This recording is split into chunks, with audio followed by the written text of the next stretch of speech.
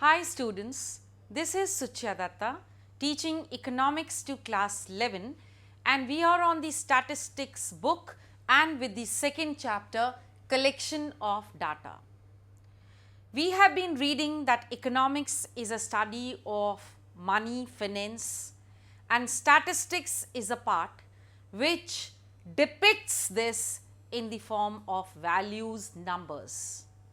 So, here we will be talking of the collection of data which is the first stage, and in the collection of data we have to talk about the sources of collecting data and the mode of collecting data in detail in the following chapter.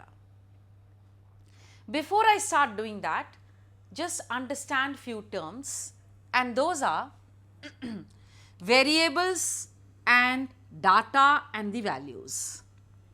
Now, for this you must understand that whenever you see a particular data, you realize that the values in that data vary. That is to say, supposing in 1776 there were 8 industries in India. In 1777 the industries rose to 9, and 78 and 79 and 80, and the number of industries keep rising. So, this numbers which vary, the values which vary, which change are called as variables, because they vary, they keep changing. So, these values, the numbers are called as variables. When we have to represent this in the data, we represent it by say x, y or z.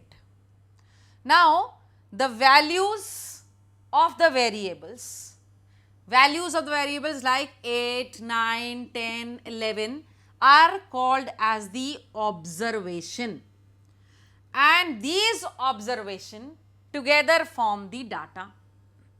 Now, data is very important for collecting information on a small scale or on a large scale. So, thus this collection of data is important for understanding the problem and taking out some solution to the problem.